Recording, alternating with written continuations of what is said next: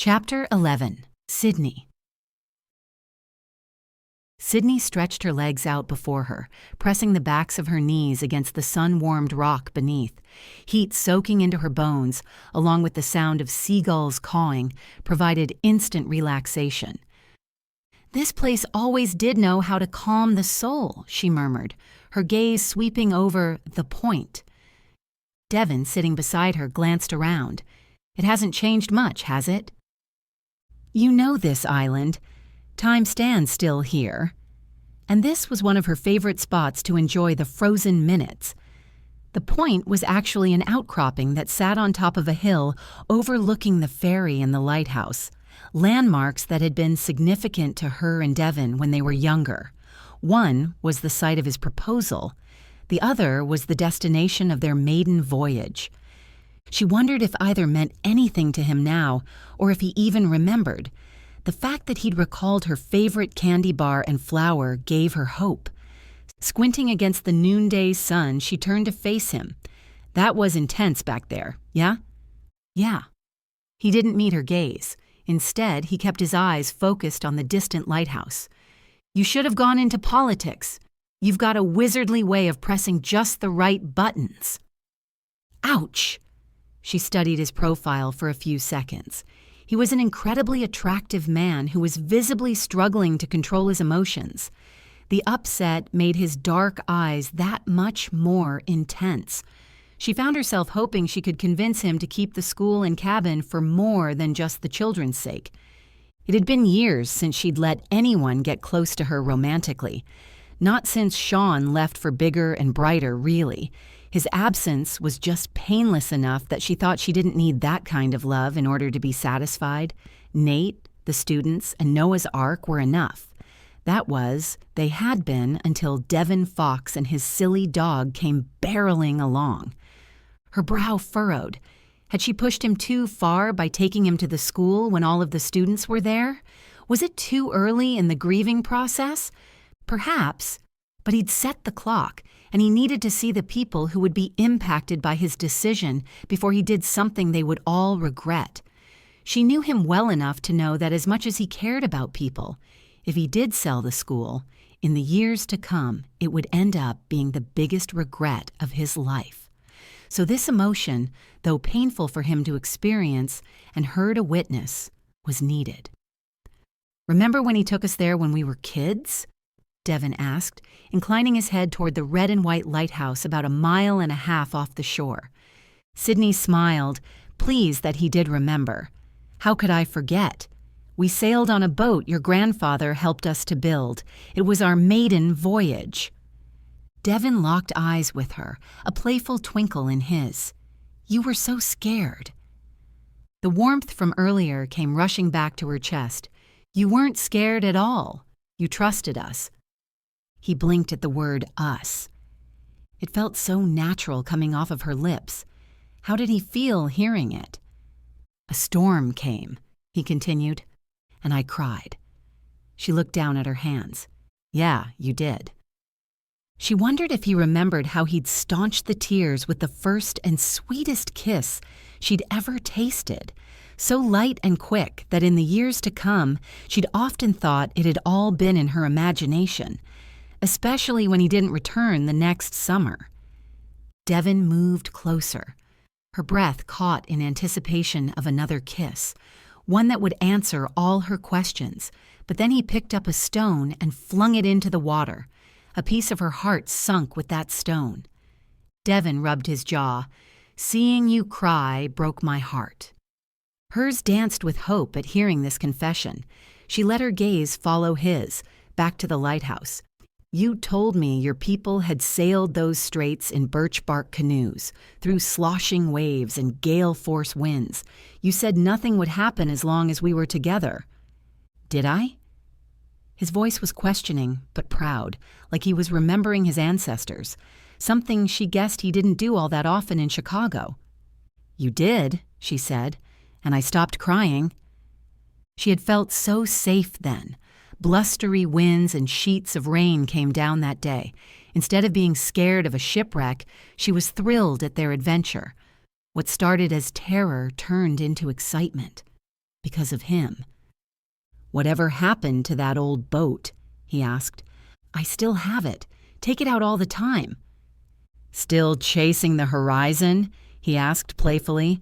It was an inside joke between them, from their shared dream of sailing around the world in search of it. "No, I realized it's not a finite line a while ago. No pot of gold, no distant win. The magic is here and now, sailing with the wind at your face and the sun at your back." Devin smiled, a slow and easy smile that melted Sydney's heart. "Those are some deep thoughts, flower child." She shrugged, almost saying it was his grandfather who taught her that on the water. You can't control the wind, just have to adjust your sails and find the peace in the ebbs and flows. But she held back. "You know, seeing you scared that day, I think that was the first time someone else's pain ever hit me like that," he said. His revelation struck her like dry lightning. It jolted her back to that moment and shed a new light on all of those in between. There was an uninterrupted connection between them, existing from childhood into adulthood. He cared about her, and she realized something then that her heart had known since she was 7 years old, an inconvenient truth that she'd prefer not to admit. She was in love with Devin Fox. Sydney adjusted her hat as she lay down on the big flat rock and closed her eyes. She let the heat from the earth caress her in slow waves. "That was the last summer you came, Devin." "I came a few times, just for shorter trips, with my parents, and not during the summer." "Why did you stop coming during the summer?" Years ago, she'd told herself it didn't matter, and though it had taken plenty of time, eventually she'd forced herself to simply honor his choice, because otherwise the hurt would have swallowed her whole. Now, she wasn't sure why she even asked, except on some level she knew it was important to her understanding the core of him. "I don't know. I don't remember." The rock beneath Sydney was firm. With her eyes closed, the waves sounded louder. The breeze against her skin gave her the sense that she was on the edge of the world, surfing through time. She felt like she was flying, like if she opened her eyes, she would see with sharp hawk vision. But she didn't need to open her eyes to see that he was lying. "I think you do remember, Devin. You just don't want to tell me." Something cut the air. He'd thrown another rock into the water. She kept her eyes closed. "That's okay. I respect your secrets.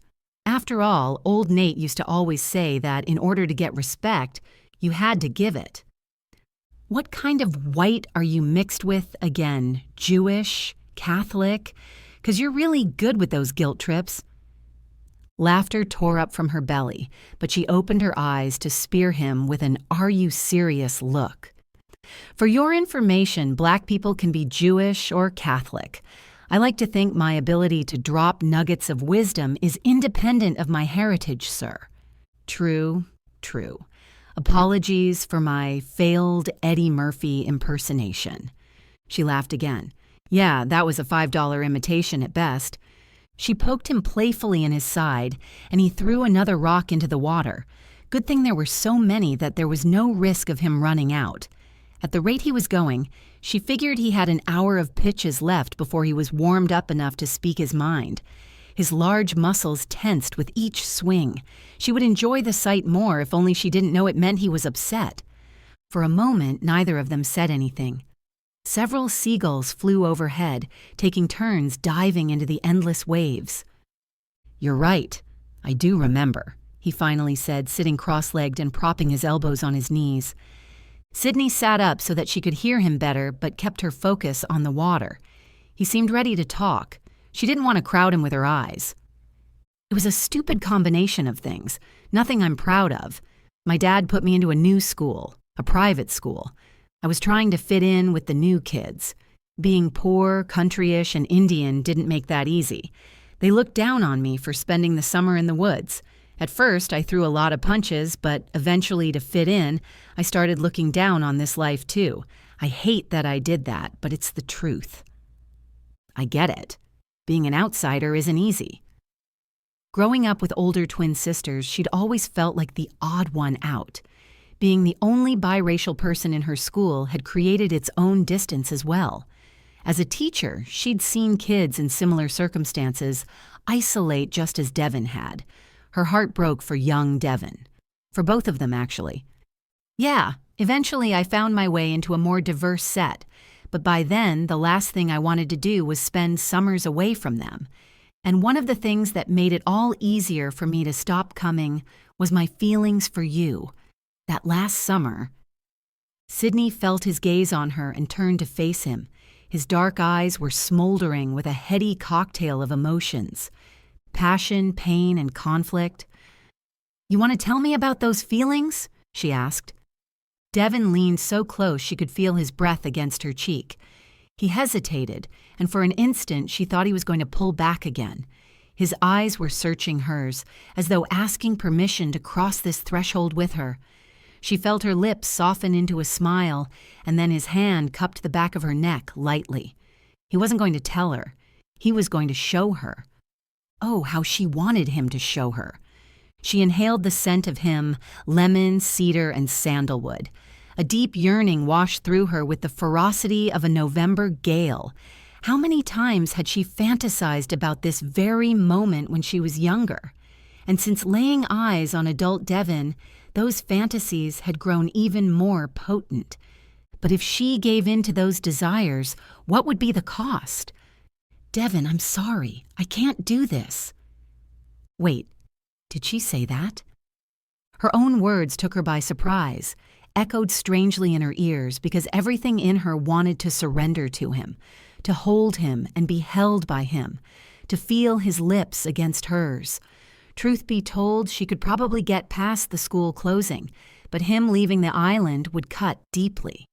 She barely survived the loss of her parents, then grandparents, then Nate.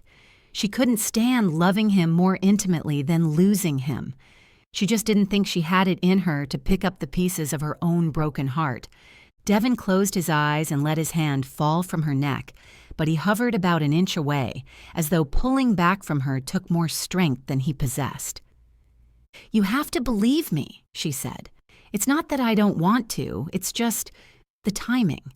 We still have so much to sort out, like your visit to the school.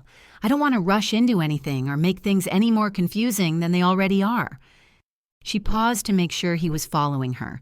He curled the right side of his lips in answer. It wasn't a full smile, but it was tender enough to prompt her to continue. "I have some ideas that I want you to hear before you make your decision." "Go ahead, I'm listening," he said lightly. She took a deep breath, her mind and heart racing with conflicting thoughts and feelings. "I've been thinking about how to make the school more than it is now. Boats aren't just hobbies. So far, the school has been building the boats as a means for the students to learn the craft. What if we expanded the school and kept graduates on so that they could build more boats and sell them to dealerships around the country? We could come up with our own Mackinac-made line of boats, offering a little something for every budget. We could also offer sunset sails and other charters. That would create more jobs for graduates and more income for the school. We might even be able to branch out and create government partnerships. The Coast Guard and Navy are always in need of new boats." "Sydney, you've got a good business mind. The thing is, that property alone is worth millions. Your business model would have to work for, 5 years before I made what I could get if I sold it tomorrow." She simply stared at him. What good was $1 million if you weren't helping people or making your community stronger? Surely, with all of his years of trading, he had enough money by now for more than a comfortable lifestyle. But more than that, how could he be so blind to the way this was going to hurt him down the road? "Please, stop looking at me that way. A lot's happened since the last time we saw each other. I had to grow up and face reality, and it hasn't always been easy." "I'm listening," she said. "It's not important." "Don't do that. Clearly, it's important enough to make you want to close the school, so tell me."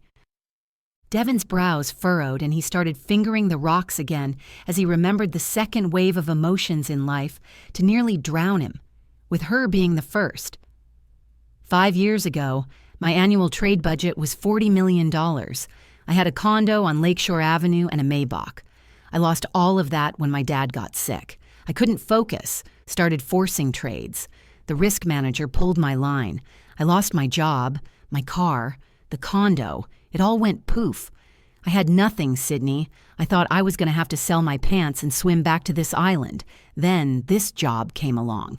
This is my comeback, and it's been years in the making. You know how many Native American traders there are? Not many. Not many. Most people like me don't get a first chance, let alone a second chance.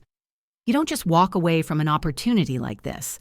Not to mention, the whole affair taught me that the worst thing you can do when it comes to money is to get emotional. But isn't that what you're doing? Aren't you making your decision based on fear that you won't have enough, or that what you have isn't enough, or that who you are isn't enough? Devin's eyebrows formed twin peaks at her last comment. He felt it. Sydney felt it too, and her eyes were moistening. There was no way she was going to let him see her cry. She turned away from him. I think you should go collect Gus and check in on Grace. Devin nodded, a light movement that was so slow as to be almost imperceptible. I'm sorry I can't be the man you want me to be, Sydney. And with that, he left. Chapter 12. Devin. Devin didn't know dogs were capable of giving attitude, but he learned something new when he picked up Gus from Sydney's after their talk at the point. Gus and Shug had been sharing a circle of shade when Devin arrived at Sydney's, alone, to retrieve him. Although the dog wagged his tail when his human approached, he didn't climb to his feet and circle around, which were his normal excited greeting signs. Instead, the dog moved closer to Shug, as though making a spot for Devin on the porch. Sorry, bud, this isn't our home. We've got to get going. The dog rose, but only after Devin latched his leash and gave him a little tug. Gus's momentum was dulled all the way to Grace's, and remained somewhat muted for the next few days. It was as though the dog's feelings were a reflection of his owner's. For the rest of the week, Devin tried to ignore the dog's mood and his own longing as well, playing phone tag with the attorney and busying himself with preparing the cabin for sale. The old man kept it in good shape. As far as repairs went, none were needed. The only changes were cosmetic, and even those consisted mostly of clearing the space of his grandfather's belongings so a new family could see themselves there. Although, if the nearby homes were any indication, a new family would probably tear down the simple little cabin in order to build a more contemporary house. A heaviness settled on his heart as he glanced around the cabin.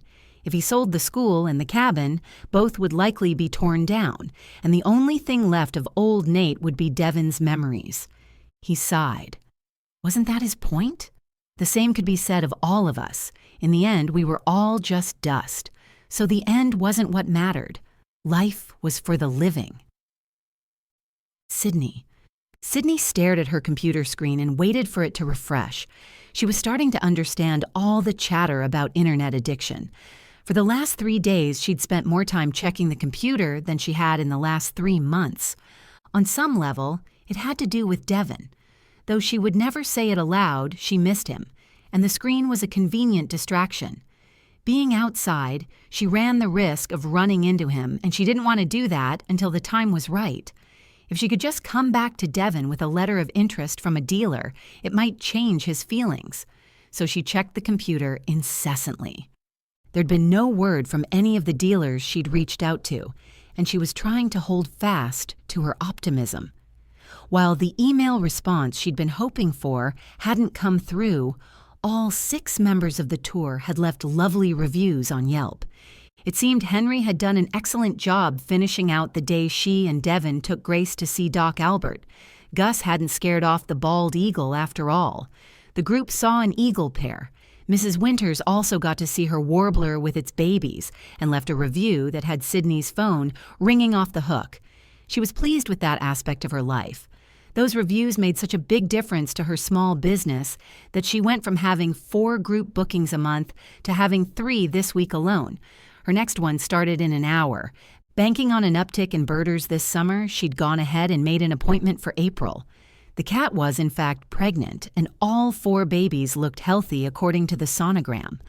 The father had started coming around, too, a handsome little Siamese who meowed continuously until Sydney finally let him inside. Frowning, she got up from her computer to go to the kitchen for some lemonade. It seemed everyone in the household had a pair, except for her and Sugar, which she supposed made them their own pair. She smiled down at the dog who was following Sydney into the kitchen. For the last 3 days, she'd been Sydney's shadow, and she had the distinct impression the dog was moping. "Everything okay, girl?" she asked as she reached into the fridge for the pitcher of fresh lemonade. 3 short knocks from the screen door answered, giving her such a start she almost dropped her glass. Laughing at herself, she made her way to the front door.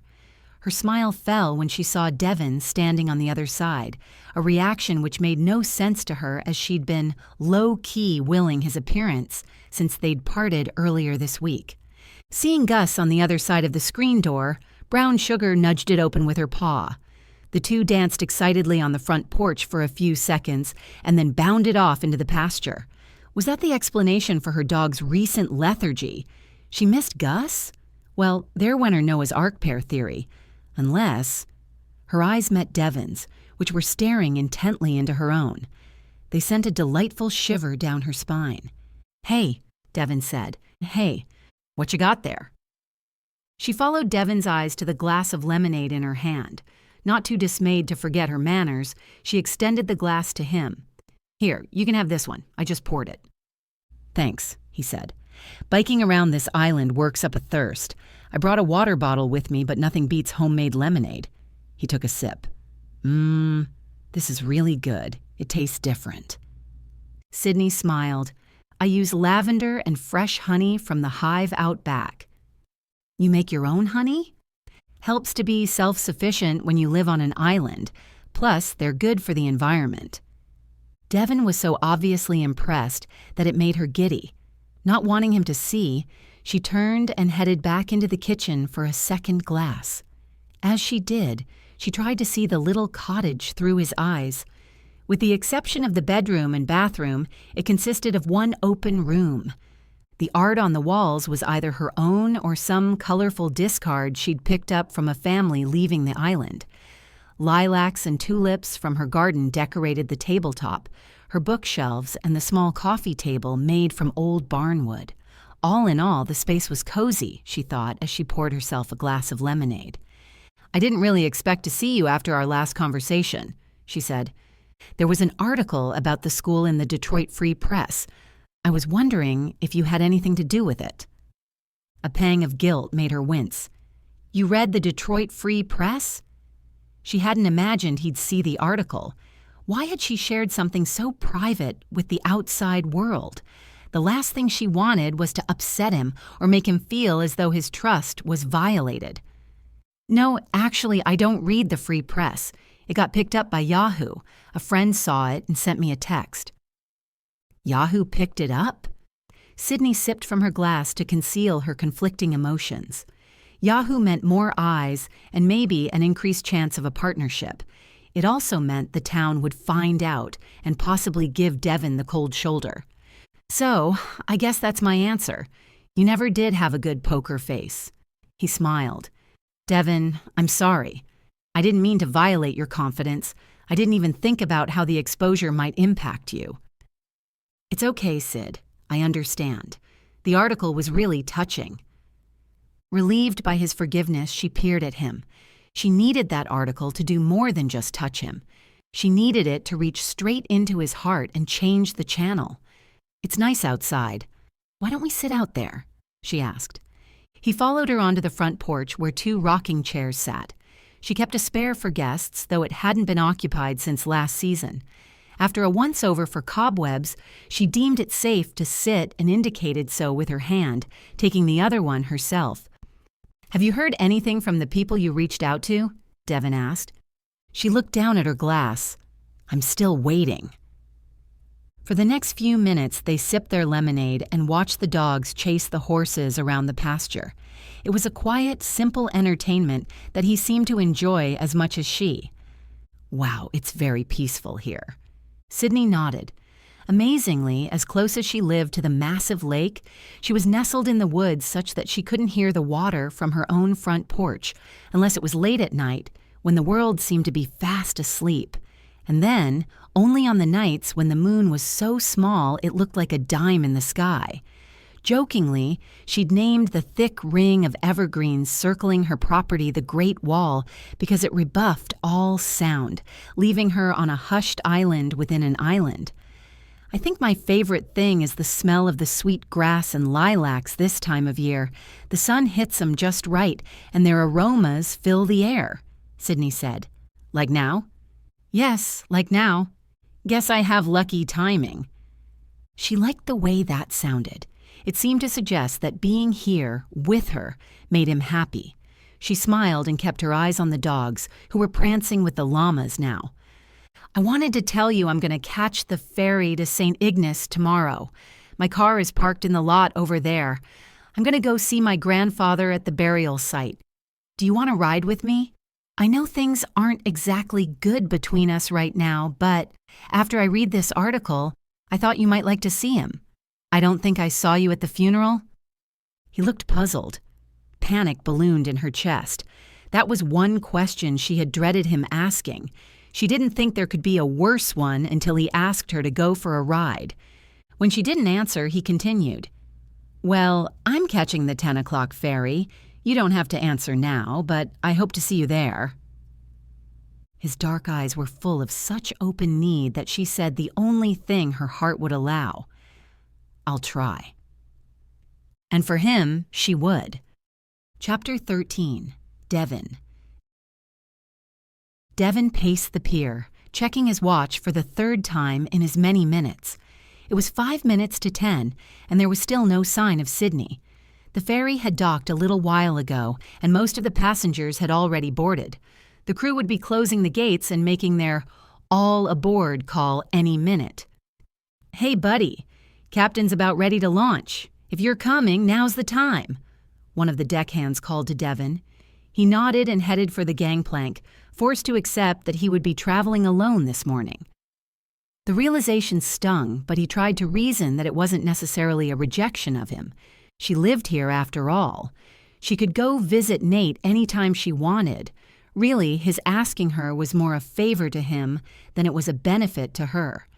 He took a seat at the top of the boat, where the view was best.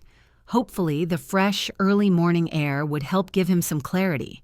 Since reading the article and leaving Sydney early yesterday afternoon, he'd been thinking nonstop about what a life would be like here, on island. Last night, he'd stopped by Grace's. Then he and Gus had an early dinner at the Sunset Cafe, a lively little spot on the water, off Main Street. The waitress was a woman in her mid-50s by the name of Beatrice. She and her wife, Stephanie, the chef, were co-owners. Recognizing Devin immediately, she chatted with him like an old friend. Like the students at the school, she'd asked if he was going to sail in the 4th of July parade. She seemed visibly disappointed when he told her he wasn't going to.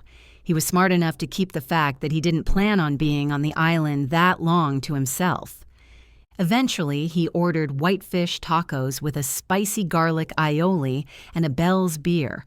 Before his tacos came out, she brought him a plate of smoked whitefish dip. "Looks great, but I didn't order this." He hated to tell her that because the smell of garlic, butter, and cheese was making his mouth water. "No, but you'll be glad I brought it. This was your grandfather's favorite. I figure, as much as he loved this stuff, you will too. Things like that are genetic." She laughed. He doubted her theory until he dipped a warm pita chip into the bowl and took a bite. The savory flavors erupted in his mouth. "Oh my God, that's amazing. It's like manna." She threw her head back. "That's exactly what he used to say. You know, I made that dip with his smoked fish. Used the last of the wild garlic from his garden, too. We had a deal, me and him. He'd give me smoked fish, and along with payment, I gave him all the dip his big heart desired." Devin smiled. He'd been trying to avoid his grandfather's smoked fish stash at home, but, just like memories of the old man, it seemed unavoidable. "I actually have a huge stockpile at the place. I'll bring some back tomorrow." She'd smiled back a tear, and when it came time to settle up his tab, Beatrice let him know his dinner was on the house. She also explained that one of the entrees on the menu had been named after his grandfather.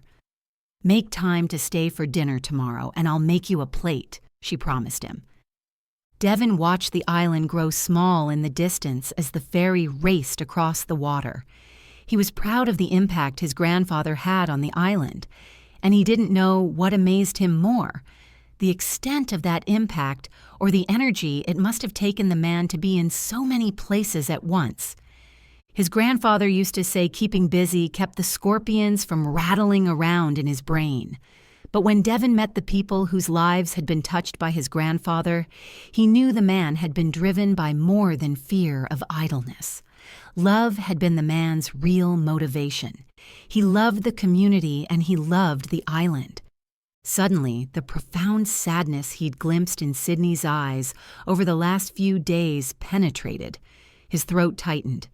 With her sisters both so far away after her grandparents died, old Nate's love made him the closest thing to family she had in the area. No wonder she was so worried about the school. The family and community of the island had held Sydney up in the midst of her pain. He'd apologized to her before, but the words had been somewhat hollow. Until now, he wasn't sure that he really understood why he needed to apologize. He'd been so consumed with his own loss that he hadn't really thought about anyone else's feelings as more than an abstraction. For the rest of the trip, with each new wave seemed to come a deeper understanding of Sydney's feelings. The ferry boat arrived at the St. Ignace dock without incident. Devin's Porsche was in the parking lot where he left it. Though he'd felt the occasional yearning, he hadn't realized how much he'd missed the car until he climbed inside, sat on the creamy leather seats, and pushed play on his stereo. Love and Happiness, one of the best soul songs of all time, filled the compartment. 5 Al Green songs later, he pulled into the cemetery where his grandfather lay buried. He got out of the car without bothering to lock the door and wove his way through a series of tombstones until he found his grandfather's temporary grave marker. The dirt at the burial site looked as fresh as it had a few days ago when he saw it last. Devin got down on his knees, pressing his blue jeans into the dry earth. His mother had chosen the headstone using a picture that looked like an older version of himself. "Grandfather, this is the first time we've been able to speak alone in a long time. Too long. You were loved by many. Hundreds came to your burial ceremony. You were a great man, too great for me to ever stand in your shoes. I don't know why you left this school to me. What gave you the idea that I would be able to run it, and how?" Several minutes passed. Birds chirped and leaves rustled in wind that carried no messages. Devin pressed his palm into the dirt and scooped a handful. He watched it sift through his fingers unceremoniously. Had he been expecting more? He gave a little chuckle. "I don't know why I'm talking to the air expecting an answer. This is probably silly, but if you can hear me, I want you to know that I'm so sorry I didn't call you more or come to visit you before you died. I thought we had more time." The ferry ride back to Mackinac was peaceful. The waves were calm. There were a few power boats anchored in the shallower water near the lighthouse. A young boy sitting a few rows up pointed to the sailor's beacon and told his parents he'd like to rent a boat to see it up close. Devin silently willed them to agree, knowing full well what an experience the trip would be. A lightness came over him. Memories were attached to just about every speck of land his eyes touched. Approaching the island was like sailing into the heart of his happiest childhood moments, and each one included Sydney St. James. Devin was one of the last to deboard. By the time he reached the dock, the group of mostly tourists was far ahead of him. "Devin!" a woman's clear, cheerful voice called. Peering through the masses, he spotted Sydney sitting alone on a bench. His heart beat loudly in his ears. She looked beautiful in her simple outfit of flip-flops, a yellow sundress, and her floppy sun hat. A wilted daisy in the brim attested to the fact that she'd been out for a while. "Hey, what are you doing here? Did you get the times confused?" "No, Devin. I just took a guess on which boat you'd be on. When you weren't on the 12 o'clock ferry, I waited." "You waited?" She patted the bench beside her. "Sit. Talk to me. Tell me how it went." Devin sat beside her. "It was good. I don't know what I was expecting, but it was good." "Your grandfather was a smart man. He wouldn't have left the school to you if he wasn't sure you could handle it." He ran his palm over his forearm. "Wow, I just got chills. That's the question I went there to ask. Then I felt like a fool because there was no way for him to answer me. But maybe there was after all?" He looked out at the water and at the bike shop on shore with the brightly colored bikes hanging from the building's sides. The island definitely wasn't short on charm. "Can I ask you a question?" She nodded, gravely, as though she knew what he was going to say and dreaded this conversation. "Why weren't you at the funeral? And why didn't you come with me today, Sid?" Sydney took a deep breath, held up her hands, then dropped them back in her lap. On an exhale, she said, "Same answer to both. I haven't left the island in 5 years, Dee. I haven't been able to get into a car since my grandparents died." She said it slowly, as though it was the first time she'd spoken the words aloud. Her eyes moved from the lighthouse up to his. There was a fire in them that was love, shame, fear, and so many other things all mixed into one. 5 years? Devin asked. Sure, he'd misheard. 5 years? Well, unless you count sails. I do that pretty regularly. But getting to the burial site required driving, and I can't do it anymore. Sydney, what do you mean you can't? That made no sense. It wasn't like there was an invisible tether keeping her here. My body freezes up on me. I get a pain in my chest. It feels like anaphylactic shock. Like I'm allergic to the metal or motor or speed. I don't exactly know what it is, except that I can't. He paused, unsure what to say. The idea of living on a small little island for the rest of one's life brought to mind Tom Hanks and his volleyball friend Wilson. But as he considered Sydney's situation more deeply, a realization dawned on him. This wasn't just about physical isolation. There was an invisible tether. She'd been shipwrecked on the island by her own grief and fear, anchored in place by the very things she was trying to escape. I don't expect you to understand.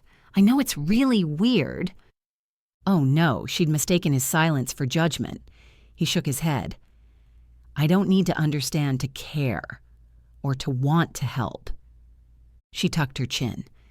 His words had touched something in her, for sure. He knew he had to continue gently. He weighed his words carefully. Do you think that's part of the reason my grandfather had the burial off island? I was wondering about that. He loved this island so much. I didn't understand why he wasn't being buried here. She shrugged. I don't know. Maybe. Probably. Vulnerability softened her features. Her bottom lip quivered. The same urge to protect her he'd known when they were younger surged. This feeling seemed both greater than him and independent of his will, a master he'd sworn allegiance to long before his body entered this world. He reached for her hand, and she automatically uncurled her fist so that their palms pressed flat against one another, their fingers lacing together. A perfect fit. Fierce heat shot through his body, and before he could think, he'd turned to face her entirely, his free hand gently rubbing her cheek. She reached up and took off her sun hat, letting it rest on the bench.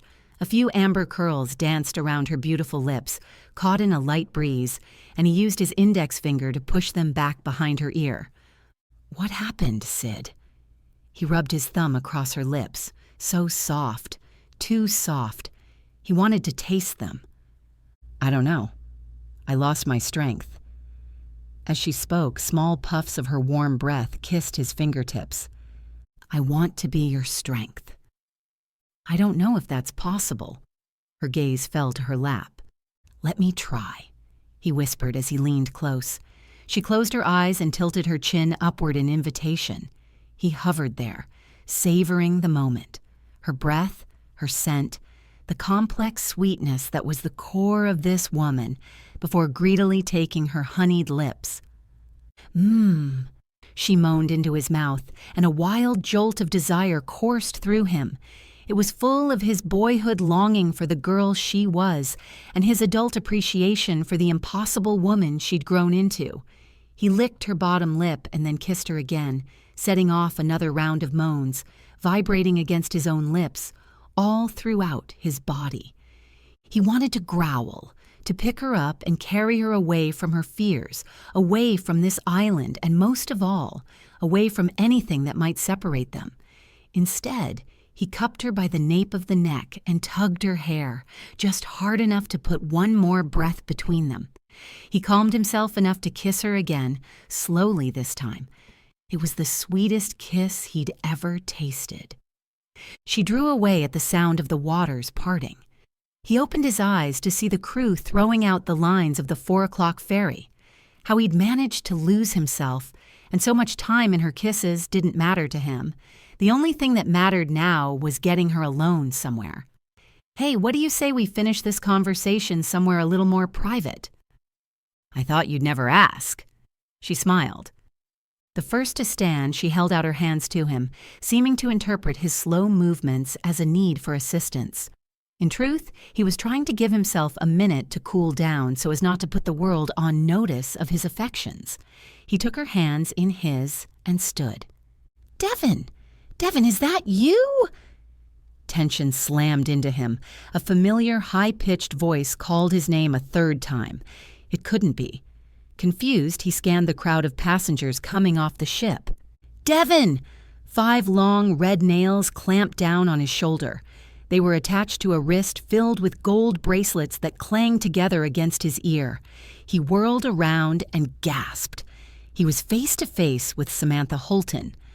Before he could speak, the thin blonde jumped into his arms, breaking his grip on Sydney, and started squealing in his ear. "Samantha, what are you doing here?" he asked, pushing her off of him. She was wearing a pink shoulderless blouse, white pants, and Chanel wedges. She also had on a dark pair of limited edition Anna Karen's sunglasses that had a cat stretched over the top of the right lens. Diamond-studded and not alive. The only kind of animal she liked, she'd once joked. He couldn't see her eyes through them, but he was sure they were laughing. Samantha loved to surprise people, and she had outdone herself today. His ears hummed from the shock of seeing her. Could her timing have been any worse? "I've been trying to call you for the last 5 days. When I saw that Yahoo article, I finally decided to just come out and see for myself what's been keeping you from picking up." She pulled her sunglasses down her nose and gave Sydney a head to toe. Question answered. She slid the glasses back into place. "Are you going to introduce me to your friend?" He didn't like her tone when she pronounced the word friend. And from the look on Sydney's face, she didn't like it either. "My name's Sydney." "You're Sid?" Samantha turned her gaze on Devin. "I thought Sid was a man. The way you talk about all of your adventures, I always thought you were talking about another guy." She cut her eyes from Devin back to Sydney. "I guess you were something of a tomboy growing up, eh?" She slipped her sunglasses back over her eyes. Sydney furrowed her eyebrows and gave him a quick look. Her way of saying, "This is your idea of a friend?" The irony wasn't lost on him. Samantha was precisely the type they avoided when they were younger, rich and entitled. But she wasn't that bad, was she? Samantha shrugged and giggled. "Can you take this?" She thrust her Louis Vuitton shoulder bag and carry-on into his arms. He sighed. No, Samantha wasn't bad, but she was a business associate with boundary issues, and he was partially to blame for that. They'd crossed into the friends with benefits zone a few times, usually after a night of drinking. No matter how many times he told her there'd never be more between them, she refused to take no for an answer. At least from the looks of it, she didn't plan on staying long. He would give her the courtesy of helping her find her hotel, make his position crystal clear, and then get back to his conversation with Sydney. Once they got to the end of the dock, Samantha stopped and began digging into her massive Louis Vuitton bucket purse. "Can't that wait?" "Patience. Here it is." She pulled out a piece of paper and handed it to Devin. I got a little concerned after I saw that Yahoo article and did a little digging. Thought you should see this." Devin's brows furrowed. What was she talking about now? He set the luggage down, unfolded the paper, and scanned it quickly. When he got to the bottom, his jaw dropped like he'd taken a steel-toed boot to the gut. "Yeah, sounded like you were having second thoughts about selling, and I figured I'd give you a little reality check," Samantha said, her voice saccharine. "What's wrong, Dev?" Sydney's voice bloomed with concern. "My grandfather, no. I owe over $80,000 in back taxes on the school." Sydney, point of view. "Oh," Sydney said, her voice barely a whisper. "This isn't good. Still, as her grandmother used to say, any problem that could be solved with money wasn't really a problem. Though it didn't grow on trees, with enough hard work, one could always find a way to make more. The IRS was a setback, yes, but a problem? Not necessarily. The blonde hanging off of Devin with the sneer on her over-puckered red lips, now she might be a problem. Mostly because Sydney now felt like a fool for exposing her deepest, darkest, most intimate secret to Devin. For a second, when he'd offered to be her strength, her mind went back to that day on the boat when the storm had rolled in unexpectedly. He'd been her strength then, but now it looked like he was channeling his energy in a new direction.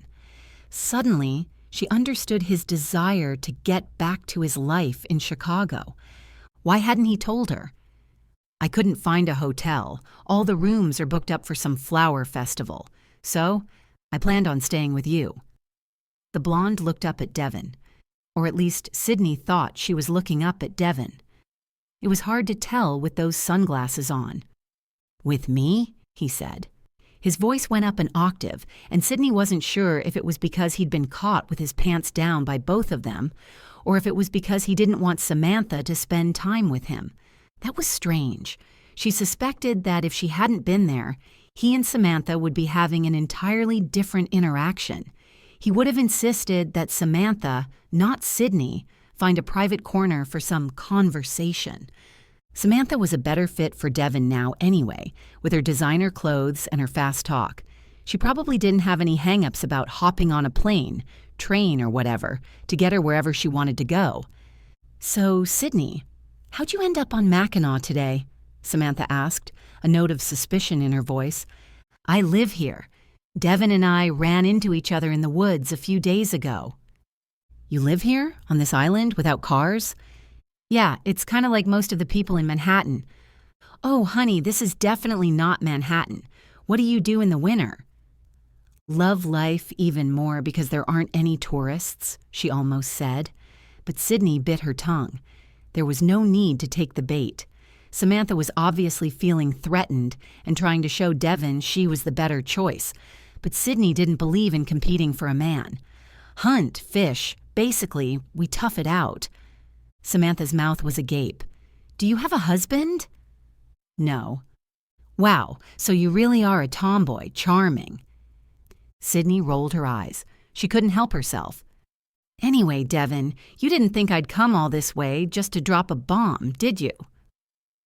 Sydney wasn't sure what Devin thought because he'd been quiet for the last 2 minutes, but she was quite sure Samantha was the type to travel 500 miles precisely to drop a bomb, then run for cover, bowling over anyone who got in her way. When Devin didn't answer, Samantha gave a little frustrated huff and let her bottom lip pout. "Fine. You don't have to guess. I'll just tell you.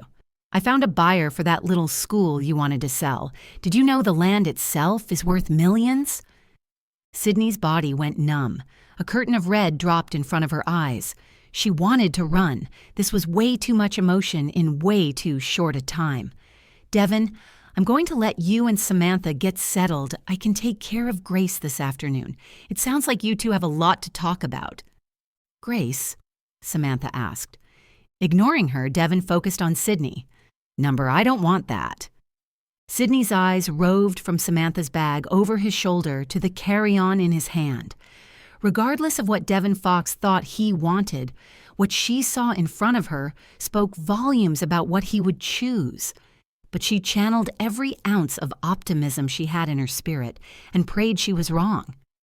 Chapter 14. Sydney. Later that evening, Sydney was still a bit raw and doing her level best to snap out of it when she met Henry at Kingston's for ice cream. She rolled up on her bike, and he was already standing out front, tapping his toes to the reggae music piping through the outdoor speakers. Once their eyes met, he stopped tapping and smiled ear to ear. His unbridled joy eased some of her pain. "Boy, Henry, do I have to show up a day early to get anywhere before you?" He looked down at the sidewalk, kicked a loose stone with the tip of his worn sneaker. "I don't know. Ever since I found out I got into the school, I've just been super excited about everything. I've even been getting up before my mom and baby brother." That was saying a lot. His mom rose before sunrise to catch the 6 o'clock ferry. Sydney's chest tightened, but she pressed on a forced smile and tousled his hair. What a difference she saw between the boy who stood beside her now and the one she'd counseled for the last few months. "It makes me happy to see you this happy." She just hoped that it would stick, that she could find some way to convince Devin to keep the school open for the sake of kids like Henry and Kirk. She knew it was a lot to ask, putting the interests of strangers ahead of his own, but the long-term payoff far outweighed the short-term gain in her mind. Although after seeing Samantha and hearing about the overdue taxes, Sydney was now more worried than she had been since first learning of Devin's intentions. Everything was riding on these outstanding responses from dealerships. All she needed was one yes. Surely that wasn't too much to ask. Sydney didn't want to spoil the moment by ruminating, so she put the worries out of her mind. They were almost at the front of the line, and she still wasn't sure what she wanted to order. The family in front of them took their ice cream and headed for the door. Emma Sanders, a bubbly local going into her senior year, was working the front window. "Hey, Teach! Hey, Henry, what can I get ya?" the young blonde asked cheerfully. Henry ordered a s'mores sundae with graham crackers, flambéed marshmallows, and homemade hot fudge. Feeling herself in need of some serious comfort food, Sydney followed his lead and ordered a small, grilled pineapple sundae, topped with coconut and caramel. Emma disappeared into the corner of the kitchen and came back 5 minutes later with Henry's sundae. Both of their eyes widened. "Wow, that looks like it belongs on the cover of a magazine," Sydney said. Henry dipped in his spoon and plopped a bite into his mouth. Tastes like it too." "What till you see yours, Miss St. James?" Emma winked. When Emma returned with Sydney's sundae, Sydney had to agree that the girl was right. The smell of toasted pineapple and coconut was divine. "That'll be $10 even," Emma said. Sydney reached into her purse to grab her money, but Henry was quicker on the draw. He slid his $10 bill onto the counter. She picked up his money and tried to give it back to him. "No, honey, let me. This is my treat for your big accomplishment." "Ooh, what are you celebrating, Henry?" Emma asked, clapping her hands lightly. Henry's cheeks turned red. Sydney put her hand on his shoulder. He was accepted into BBA. Emma's big blue eyes rounded, but not in a way Sydney typically associated with positive surprise. When the girl's hands fell to her sides, Sydney's stomach fell too. "What's that look for Emma?" Henry asked, suddenly on the alert. "Nothing," Emma squeaked. "Yeah, right. I've known you since you were 2 years old. You can't hide worry from me. Spill it." Sydney glanced nervously at the growing line behind them. She wasn't sure what Emma was about to say, but she knew she didn't want to have Henry hear it in front of an audience. "Henry, maybe we should let Emma get back to her customers. The line is rather long. Emma, why don't you just take this money and talk to Henry later in the week?"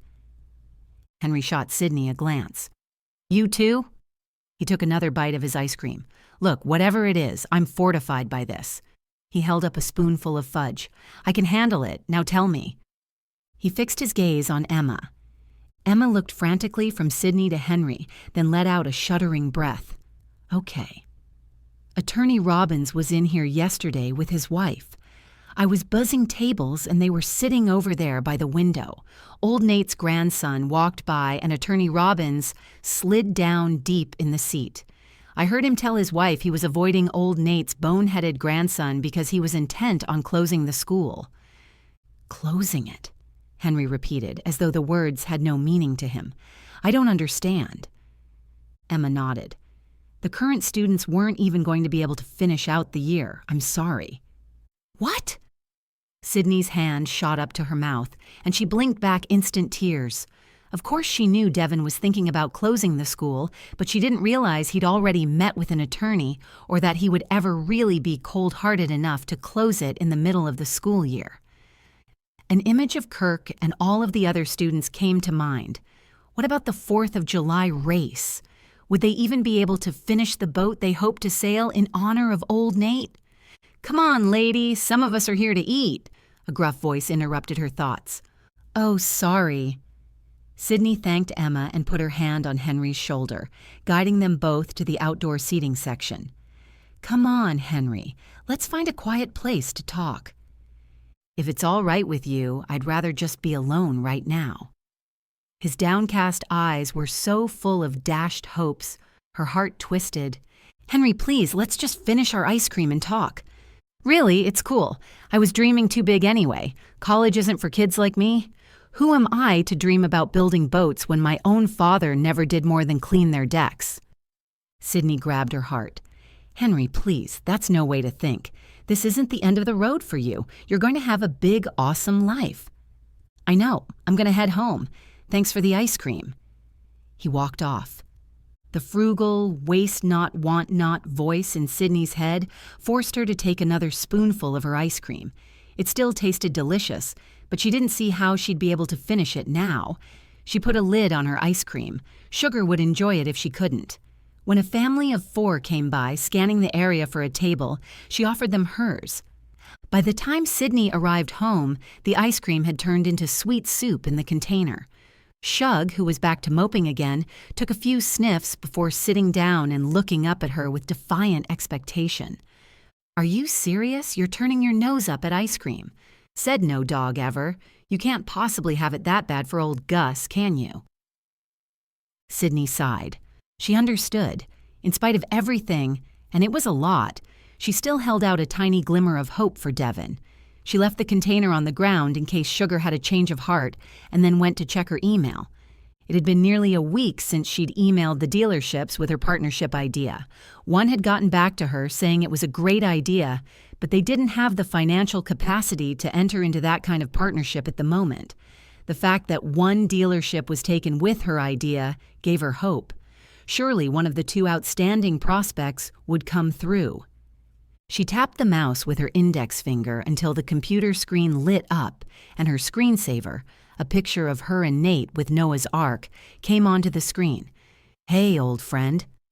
She pressed the keys on the keyboard that took her to her email and scrolled down. And there it was.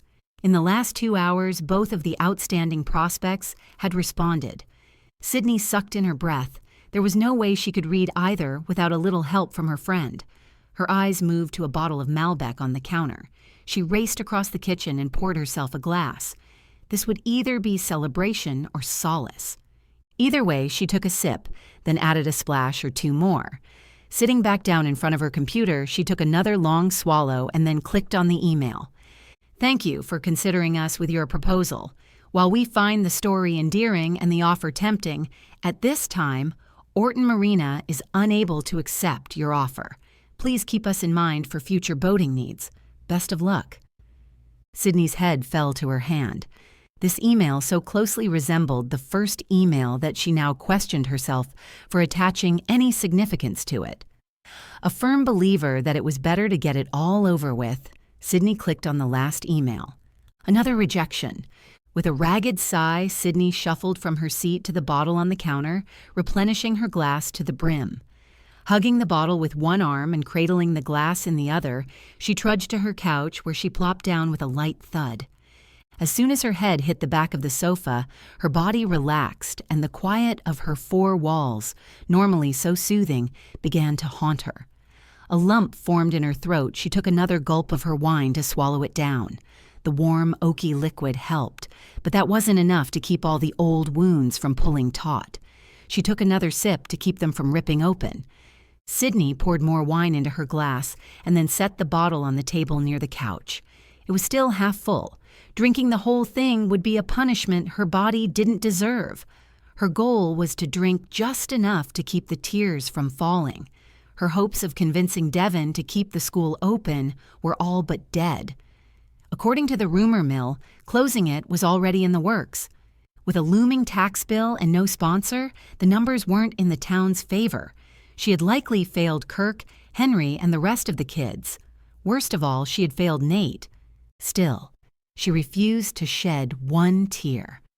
There was a chance that he might keep the school open. There was a chance that Emma or Robbins got it wrong. There was a chance that they would find the money some other way and that Devin would see the light. Yes, her heart ached so bad it felt like an iron fist was squeezing it, and not just because she felt perilously close to letting down people she cared about. She was also nursing a separate pain that was all for her. For all practical purposes, it looked like Devin's feelings for her hadn't been strong enough to combat his lust for money. But her solution to that wasn't to cry, it was to compartmentalize. And so she closed her eyes and visualized herself putting all of her pain into a little black box, slamming the top down, sealing it shut, and then slinging it far out past the moon. When Sugar's whining woke her up, Sydney realized she'd been dozing. "What's wrong, girl? You want to go outside?"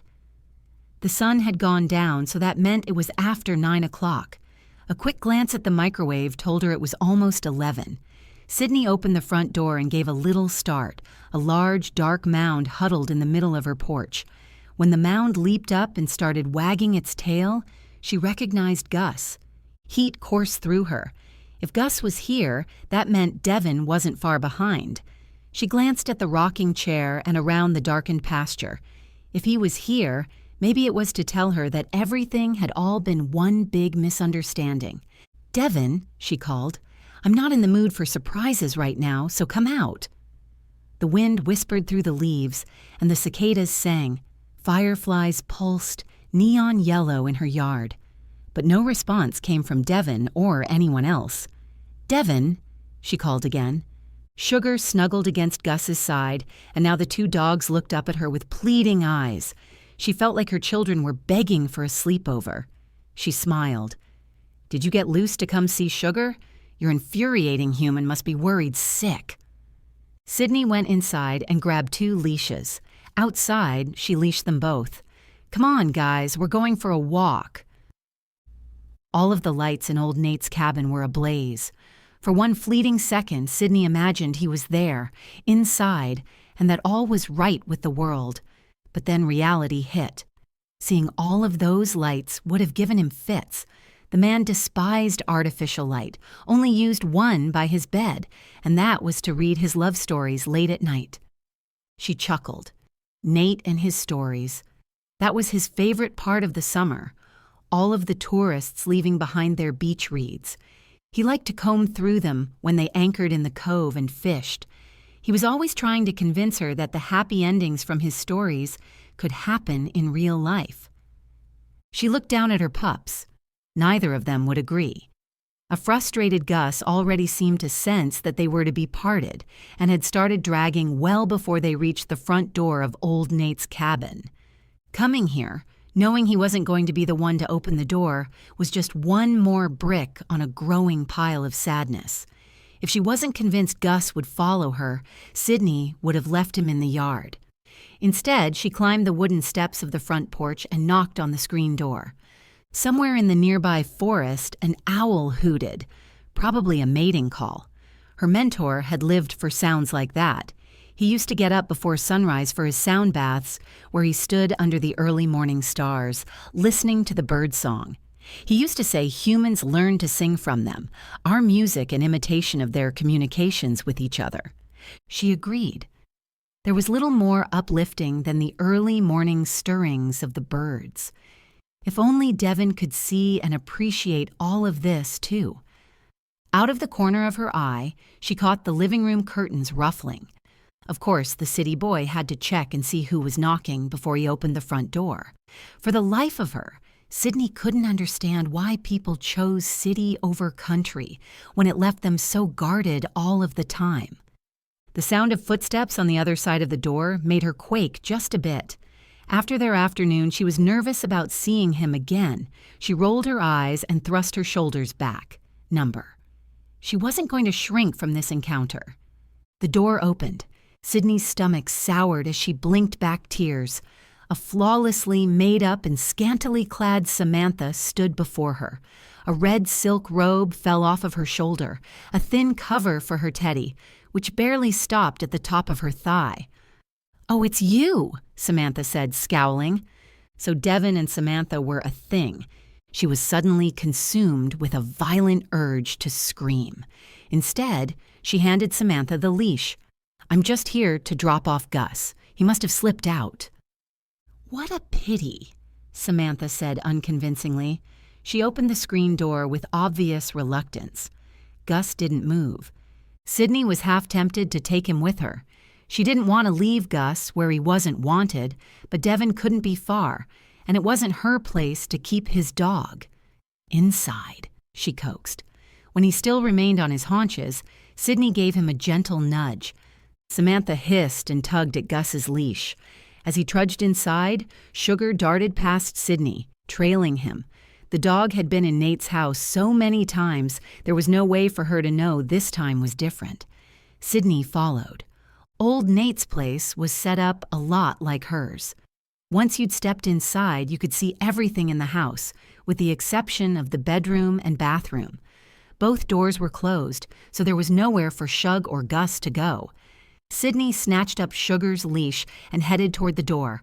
As she crossed the room, her eye caught on a stack of papers on the table, the top of which read, "Purchase Agreement." Automatically, she scanned the document, and when she reached the bottom, she froze. In the blank, next to the place for the seller's signature, Devin's name was scribbled. A torrent of emotion washed over her. She shook her head. How could he? Samantha narrowed her eyes and smirked. "You didn't honestly think your little article was going to work, did you? I mean, come on, you're asking a traitor to walk away from millions, and for what? A head of curls and a school of degenerates? Cardi B couldn't even pull that off." Heart pounding, Sydney spun around and started for the door. If she didn't get out of there immediately, she was going to lose it. Sugar must have sensed Sydney's anger because the dog was glued to her side as she stormed out of the house. Devin was spot on about one thing. Sometimes, when people died, their dreams died with them. Old Nate had dreams for Devin, and clearly, there was no way he was going to live up to them. Chapter 15, Devin. The trail went cold once Devin got to the main road, which was paved. For the first time in his life, he cursed the modern convention of asphalt. Tracking was much easier in the woods. Devin swung his flashlight up and down the dirt lane and into the bushes. He couldn't see paw prints, broken branches, or any other evidence that would indicate which way Gus ran. It was as though his dog had vanished into thin air. His first thought had been to check Sydney's house. He'd gone directly there, but there'd been no answer when he knocked. His spirits lifted, then dashed as he ran through plausible scenarios. Maybe Gus went to Sydney's looking for her dog, and Sydney was at his cabin right now, waiting for him to get home. Then he remembered that Samantha was also at the cabin. That's when his spirits plummeted. The thought of having Samantha under his roof for a night made his skin crawl. He'd just been so thrown by the news of the tax bill, he wasn't sure what to do with her. As much as he'd wanted to send Samantha packing, he'd also wanted to hear about this potential buyer who might be able to keep him from having to fork over nearly $100,000 in back taxes and penalties. The buyer had sounded promising, but it was hard to concentrate as Samantha had been giving her spiel about how smart it was to sell. His mind kept returning to Sydney. Their kiss at the dock had rocked him to his core. Every time her image came to mind, his body heated anew. How foolish would it be of him to give up a multi-million-dollar deal and a lucrative career for his childhood crush? Devin shook his head. He wasn't thinking straight. He'd been given a golden opportunity to develop with his firm. Maybe in a year or two, he'd come back to Sydney, buy the Grand or its equivalent, and then think about settling down. But for now, the answer was no. He couldn't step away from his career because of his childhood crush. Realizing he was unlikely to find Gus, Devin headed toward the cabin. It was a small island after all, so the chances of anything bad happening to the dog weren't high. At least he didn't have to worry about him getting hit by a car, and a dog that could survive the streets of Chicago had already proven his mettle. As Devin approached the path that led to his cabin, he noticed a red glow pulsing in the trees. Was someone burning a fire near his house? Picking up his pace, he broke into a jog when he thought he heard voices coming from his cabin. His shoulders tensed. Please don't let it be something bad with Gus. Turning onto the lane, his eyes squinted. A flashing strobe light, not a blazing fire, illuminated the wood's canopy. Devin cocked his head and broke into a run. What the hell was going on? 2 seconds later, Gus barked from the other side of his open screen door at a group of people standing near his porch. So he'd made it home. Somewhat relieved, Devin slowed down as he neared the cabin. 3 bicycle officers were standing with 2 young men in handcuffs. "Hey officers, what's going on?" he called. The only other illumination on his property came from the porch, and it washed the men in a faint yellow glow, too faint for Devin to make out their features until he was within 10 feet of them. "That's what we're trying to figure out. Never had any trouble with these kids before. Are you the owner of this property?" one of the officers asked. "I am. My name is Devin Fox." "Ah," the officer said, as though hearing Devin's name suddenly answered his questions. "You're old Nate's grandson." His voice was granite, and he had a stony gaze to match, which he focused heavily on Devin. "I am." Now that he was closer, Devin recognized the scowling teens as Henry and Kirk. Shock jolted him. He furrowed his brows in confusion. What happened? "These 2 delinquents were trying to break into your barn," Samantha shouted. "I called the police." "We weren't trying to break in," Henry shot out just before Kirk cut him a fierce look that shut the other teen up. One of the other officers spoke up. "Looks like they've been drinking and got to using Nate's barn windows for target practice." That struck Devin as strange until he remembered the Yahoo article from earlier in the day. "You all heard about the school, I take it?" "What? You thought we wouldn't find out? Thought you'd just sneak into town and steal everyone's futures and then slip off into the night? How could you?" Kirk spat at Devin's feet. The officer pulled Kirk back. "You're in enough trouble as it is, young man. Don't go making things worse for yourself." "Wanishin," Kirk scoffed, heedless of the officer's warning. Lost. He suspected the young man was trying to say that Devin was lost and a traitor to his people by not preserving the school. The thought hurt. "So, what happens now, officer?" Devin asked, frowning. "We'll take them to the station and book them for trespassing and malicious destruction of property." Crap, first he'd stolen their shot at a lucrative career. Now he was going to be responsible for their first foray into the criminal justice system. Devin ran his hand through his hair and cast a glance up at the screen door. Gus had stopped barking, and an overly made-up Samantha stood there with a silk robe pulled tight around her waist. And what was she wearing on her feet? Were those wedge slippers? Good Lord, a wishful image of Sidney in his sweatshirt and boxers flashed through his mind. If he was going to come home to a woman, that's what he wanted. Someone low-key. Someone who would have been able to cure this kind of situation with a conversation, not with the police. Devin's gaze moved from Henry to Kirk. "What if I don't want to go forward with the charges?" "Doesn't matter. They broke the state's laws, not yours, Mr. Fox." Devin let out a loud sigh and rubbed his chin. "What if I gave them permission to come onto your property and smash the windows out of your barn?" The officer arched a brow and fixed Devin with a long stare of disbelief. Devin knew enough about the law to expect the officer to mention perjury. Finally, the officer's gaze moved to the others. A look of understanding passed among the officers. I suppose we'd have to let them go, so long as they promise to head straight home and save their target practice for the ball fields. He spoke to Devin, but his eyes were on Kirk and Henry. Devin nodded. Thank you. Does that work for you two? No, they answered in unison.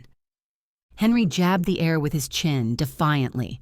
I'd rather have a record than accept charity from you. Devin tensed, surprised at the transformation in the boy. The day they'd met in the woods, he came across as shy and withdrawn. Funny what anger could do to a person, and tonight's anger ran deep. The thought of him being a trigger for this kind of transformation made Devin shudder. But what really moved Devin was seeing Kirk in cuffs. The strong, sensitive teen was born for the open water and the freedom that came with it. He now stood before Devin, eyes ablaze, mad as a caged animal. Devin rubbed both of his hands over his face. So this was what Sydney had been warning against since he'd first shared his plans with her. Her words came back to him. Isn't that what you're doing? Operating on the fear that you aren't enough. She was right. Emotions in general weren't his problem. Fear was his problem. It had been driving him for as long as he remembered. The truth was he had enough money to day trade on his own. It wasn't the jackpot he'd been aiming for. It wasn't enough to buy the grand, but it was enough to save the school and get the girl. Those were the only two things he cared about, and he'd never feel like he was enough if he didn't do the right thing. A gukuko'u hooted in the distance. Some Ojibwe were scared of owls, but his grandfather used to say the birds represented wise spirits, sending important messages. Devin didn't need a translator for this message. His own heart was clear. Officers, you can let them go. They had my permission. He started up the steps, pausing midway to look over his shoulder at the two young men. And guys, I'm not selling the school. You're not? Samantha practically shrieked. Have you lost your mind? That property's worth millions. You can't give that up for a bunch of snot-nosed hillbillies and a bit of country ass. I can, and I will. Chapter 16, Sydney. Morning dawned cold and dreary. Clouds suffocated the horizon. At last, weather that fit her mood. Sydney threw off the covers but quickly pulled them back when the brisk air of the cottage hit the bare skin of her thighs. No sooner had she pulled the covers over her head than 3 loud knocks sounded from the door. She didn't need to emerge from her cocoon to know whose fist was banging. Devin. Nobody else would pay her a visit this early in the morning. Thank God she'd locked the door last night. Call it a premonition because in all her 5 years on island she'd never locked a door. But last night she returned home so upset she wanted to shut the world out. What better way to do that than to bolt the lock? She thought herself silly at the time, but when she heard the door handle jiggling, she thanked last night's self for doing so. Snuggling deeper into her duvet, she put her pillow over her head to block out the sound of him calling her name. He could call till kingdom come.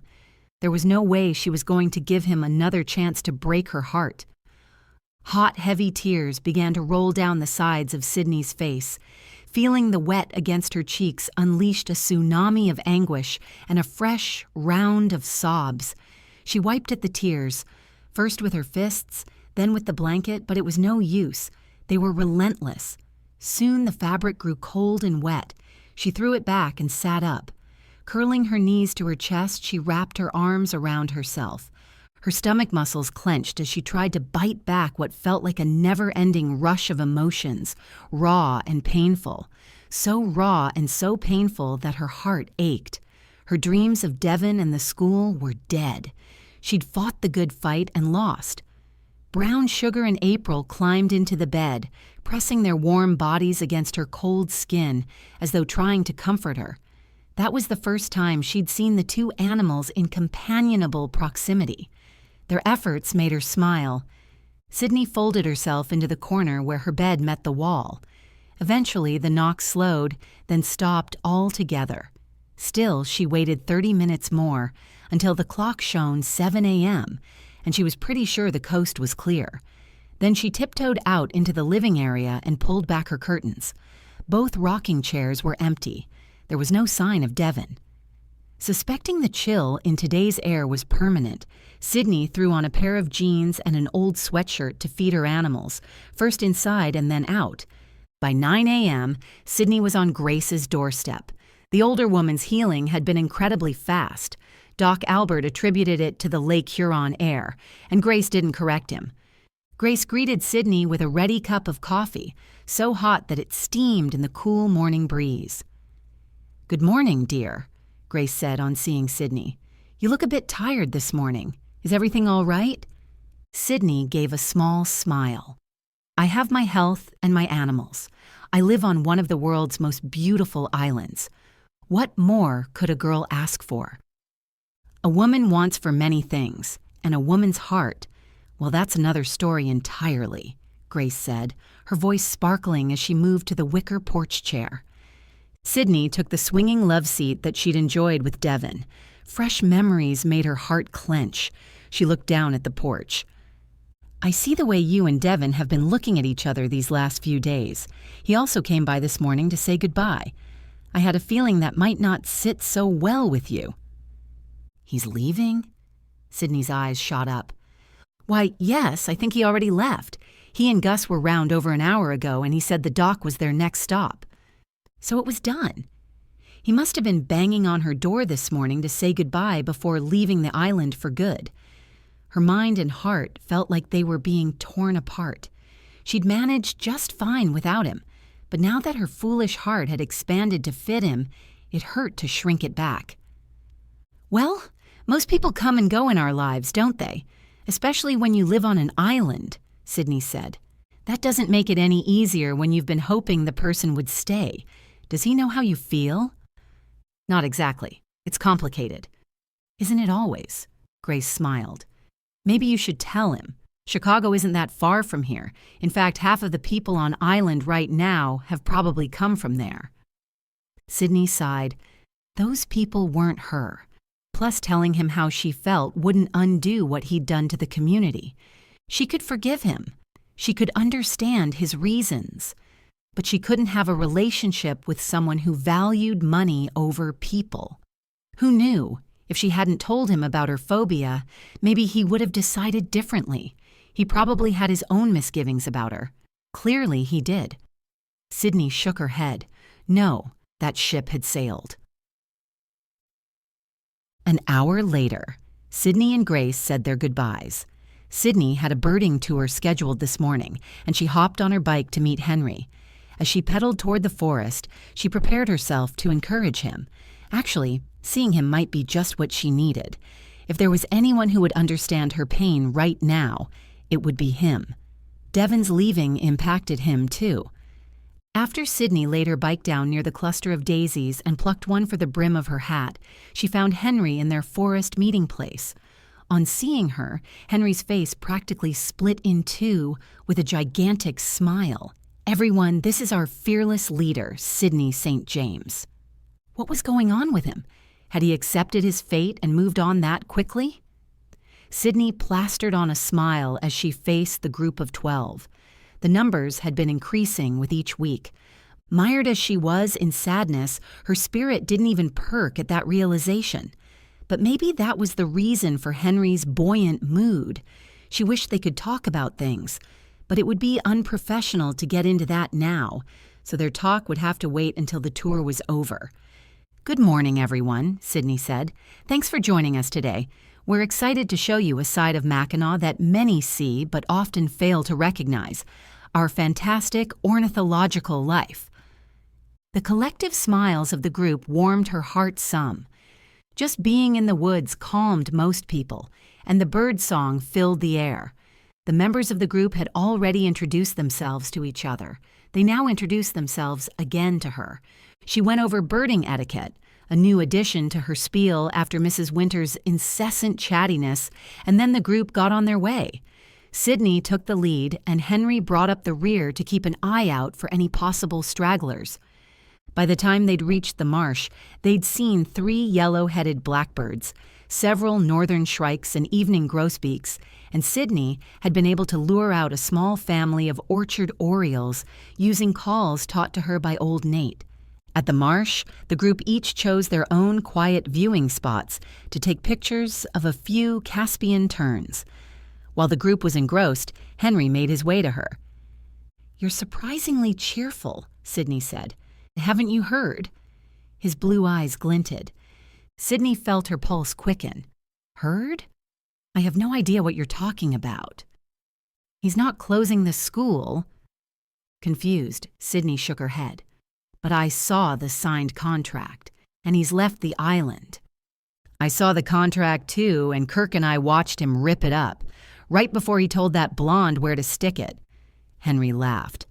"Shh, you'll scare the birds." Sydney smiled. So he'd given her the old heave-ho? Reluctant as Sydney was to laugh at another woman's expense, that would have been something to see. "I don't know why he left the island. Maybe he plans to have someone else run the school."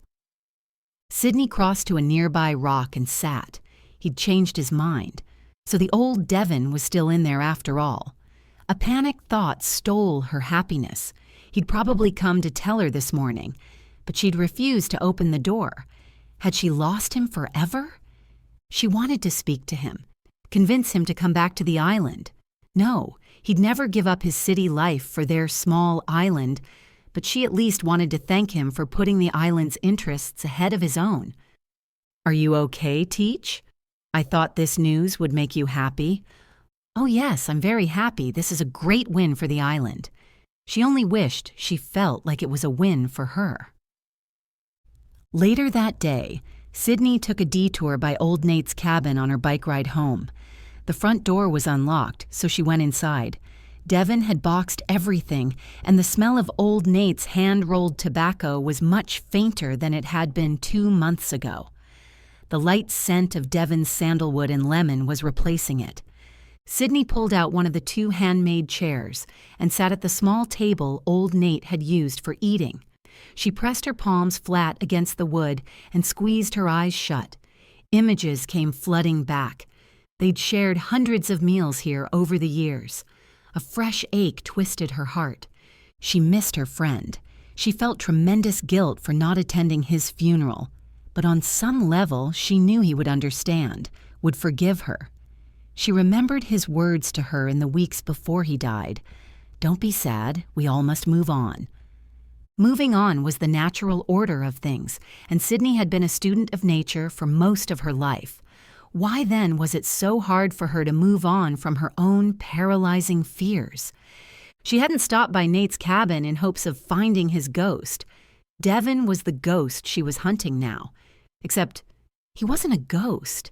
He was very much alive, in a place that was very much accessible to her, if only she could find a way to put her fears aside, to move on. When Sydney got home that afternoon, Grace and Henry were sitting in the rocking chairs on her porch. Sydney said her hellos to the animals and then walked toward the humans. "To what do I owe the pleasure?" "We figured you'd need someone to watch the animals while you went on your trip," Grace said. "Trip?"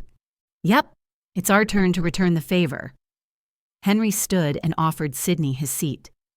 "The whole town knows you and Devin belong together. We even took up a collection to pay for your bus ticket." Henry handed her an envelope. Sydney stared at them, dumbfounded. "If you know me that well, then you know why I can't just go after him."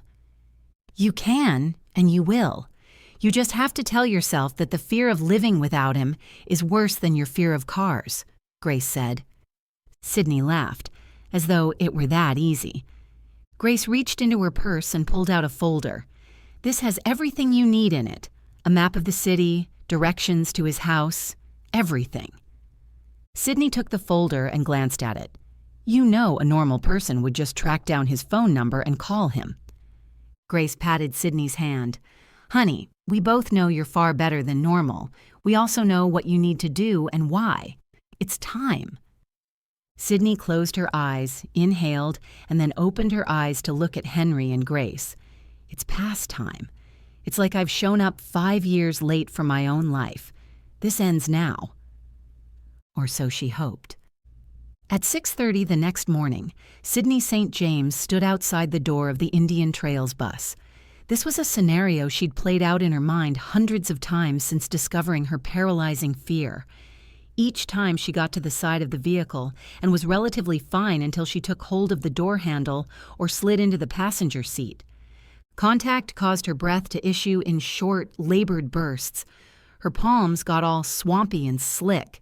The vessel on the right side of her temple threatened to burst, sending a shooting pain stabbing behind her eyeball. And that was just in her mind. The few times she'd tried in person had been much, much worse. Today would be different, though. It had to be. "Good morning, young lady. Welcome," the kindly driver greeted from his seat, 3 steps and a world away. When a long silence followed, the driver's brow creased. "Are you coming with us?" "Oh, she's coming," Kirk said from behind Sydney's shoulder. Grace, Kirk, and Henry had come with her all the way to the St. Ignace bus station, with Grace renting a motorized scooter for the short walk from the ferry. Grace had been a tremendous support since Sydney agreed to make the trip. Last night, they'd worked on visualization techniques into the wee hours. This morning, at the ferry on the Mackinac side, Grace had given Sydney a little gift. "I have all the faith in the world in you, sweetie, but there's no need to jump right into the deep end on this one and do things the hard way." Sydney looked at Grace blankly. "I'm an amaxophobe who's taking a 15-hour bus ride to Chicago. I am scared to think how much deeper or harder this could get." Grace chuckled.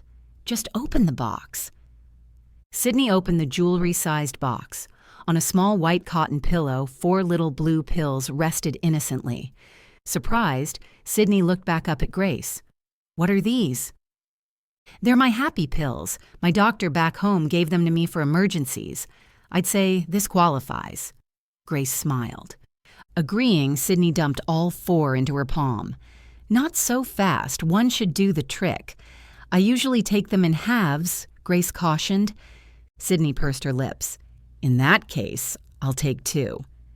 Grace shook her head, and in the end, Sydney settled for 1, slipping the small box into the front pocket of her cutoffs.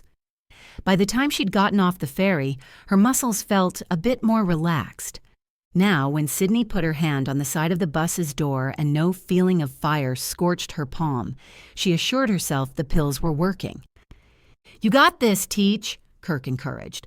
"Just remember why you're doing this, sweetie. When the fear comes, look it straight in the eye and tell it why it can't win," Grace whispered. An image of Devin flashed in Sydney's mind, and her heart did a little somersault. She was going to him. The fear wouldn't win this time because her love was bigger than it. Sydney turned around and gave the group a small smile, then turned back toward the bus. Inhaling, she lifted her foot onto the first step. The second step felt like it might be the last. A bit of her strength crumbled, but she propped it up mentally and took the step, saying a little silent cheer when her foot hit the rubber. Her full body was now inside the bus. The third step put her on the landing right beside the driver. As though picking up on her nerves, he reached out and patted her shoulder. "You're safe with me, you hear?" She smiled, then turned back to her group of friends. Grace had tears in her eyes, and Henry and Kirk were pumping their fists in the air. "Go get him!" Grace yelled. Sydney gave a little wave, and the driver pressed a button that shut the door behind her. Chapter 17. Devin. Devin took a step forward and clasped his hands behind him, bending over to stretch the muscles in his lower back. The motion was soothing, but as soon as he stood upright, some of the tension returned. Stacked on the wall adjacent to his floor-to-ceiling windows, with the sweeping views of Lake Michigan, were 40 cardboard boxes. They contained everything from his condo that he'd decided to keep, with shipping labels to his new address. He'd done enough packing in the past few weeks to last him a lifetime, and he hoped he wouldn't have to do this again in the foreseeable future. Gus rubbed his wet nose against the palm of Devin's hand, and he looked down at his dog. "I don't know, boy. You think you can handle leaving this place?" The dog wagged his tail, and Sydney's words came back to Devin. Gus didn't care where he was, he just loved his human. "You in there?" His downstairs neighbor called through the partially open door of his condo. "Come on in, Steve," Devin called back. Steve came inside and stopped at the 10-piece black leather sectional that wrapped around the 70-inch flat screen in the center of the living room. "Wow, this sure is a beauty. You sure you want to give it up?" Steve asked, rubbing his palm across the soft leather. "Positive." Steve laughed. "This Sydney must be some woman to make Devin the Fox want to settle down." "She is. She's the one." Of that, Devin couldn't be more certain. She was the one who made him realize that he was enough.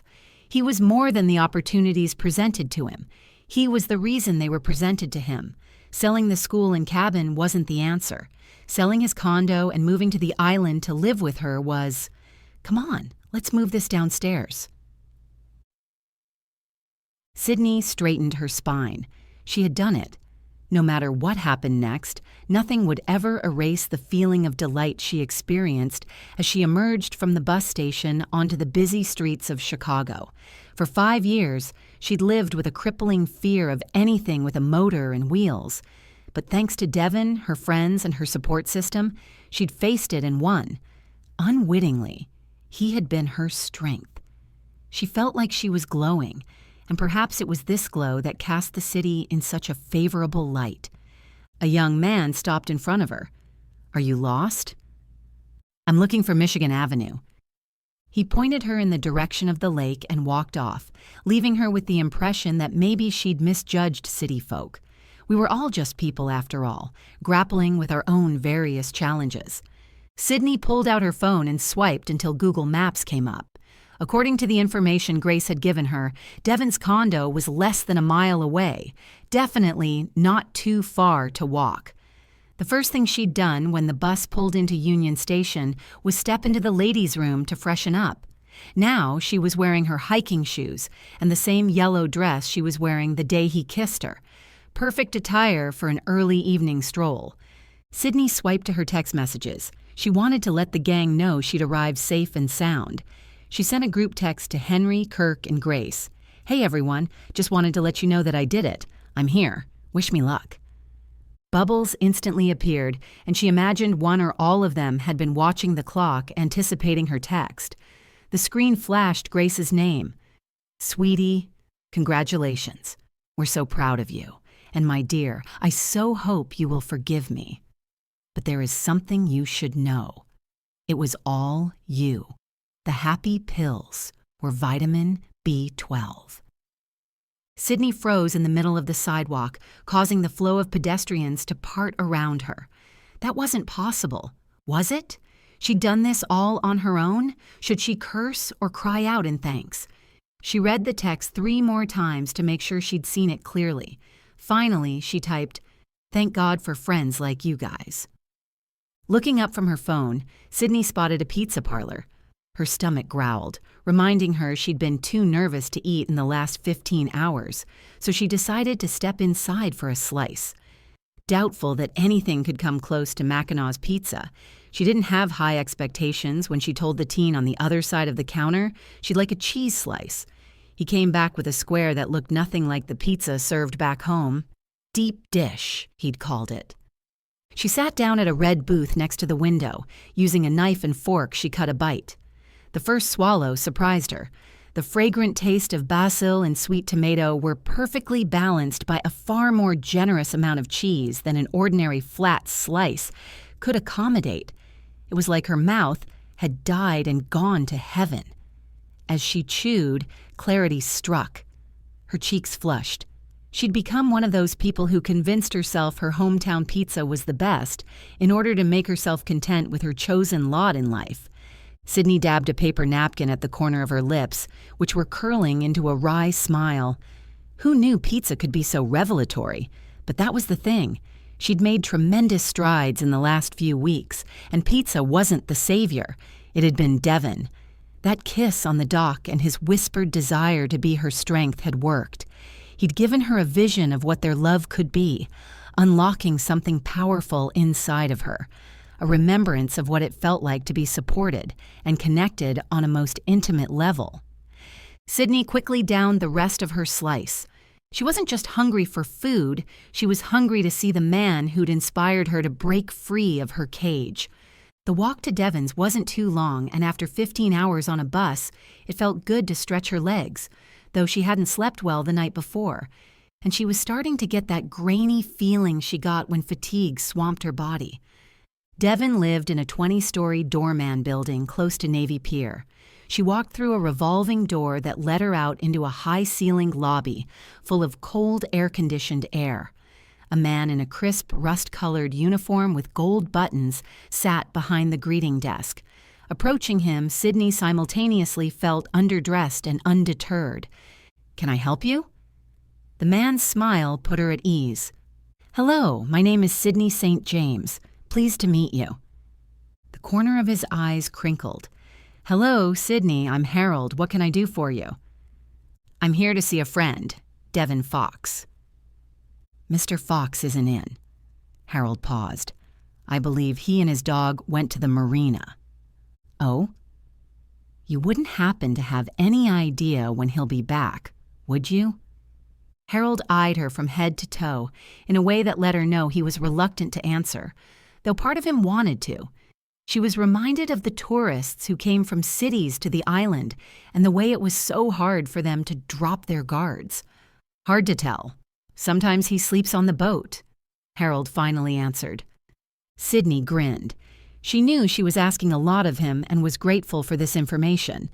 It brought her one step closer to reuniting with Devin. "Thank you. I really appreciate your help." Harold nodded, and Sydney left the elegant building. Once on the sidewalk, she pulled up Google to get directions for the marina. Her phone showed there were at least 20 marinas in Chicago. Ugh, of course there were. When Sydney got back to the desk, Harold had been replaced by another. "Good evening. Is Harold still here?" The man shook his head. "Nope. You just missed him. His shift finished 5 minutes ago." Sydney's shoulders sagged. "You wouldn't happen to know where Devin Fox keeps his boat, would you?" He frowned. "I don't know who that is." Sydney shook her head. Disappointment threatened to send her into a spiral, but she caught herself. He was close. She could sit outside for a while and then head for a hotel, if she had to. "Thanks," she said, and headed back outside. An empty bench near the door looked like the perfect place to post up. She just hoped she wouldn't doze while she waited for him. As she sat, she caught a glimpse of a man coming out of the building's side entrance. Her heart leapt. It was Harold. He caught her eye and waved. "You're still here?" She shot to her feet. "I got outside and realized there are at least 20 different marinas in this city." "I take it you're not from around here." Sydney gave him a quick rundown of where she was from and how she and Devin knew each other. "Would you please tell me where the marina is located?" "After that story, I'm tempted to deliver you to the marina myself." Eyes glinting, Harold plugged the directions into her GPS. Turned out the marina was down the lake, in the direction she'd just come from. She thanked Harold and headed on, certain she would find Devin shortly. The walk to DuSable Harbor was beautiful. A path ran along the lake with views of crystal-clear water, the skyline, and hundreds of sailboats. Approaching the docks, she scanned the boats, looking for Devin, sure that he and Gus would stand out in the sea of vessels. Tall gates stood at the end of each dock, preventing pedestrians from having direct access to people's boats. Sydney walked up and down the sidewalk, craning her head to get a better look at each dock. There was no sign of him or Gus. Tired, Sydney stepped off the walking path to sit on the embankment, running alongside the water. The lake's surface was a lovely shade of pink. She turned to look behind her. The sun was setting, casting the skyline in a glow of oranges and red. As Sydney turned back to face the water, her eye caught on a familiar word, Machabo. Only one person would name their sailboat after the great hare, Devin. Sydney leapt to her feet and raced to the gate. She blew out a frustrated breath. It required a code that she, of course, didn't have. She paused, then looked around the marina to see if there were any visible hints that might help her to figure out the code. Her eyes landed on the entrance sign, 111 North Lake Shore. Could that be it? She entered 3 ones into the square lock, then waited and pulled. Hard. The door didn't budge. There was no way she'd come this far to fail.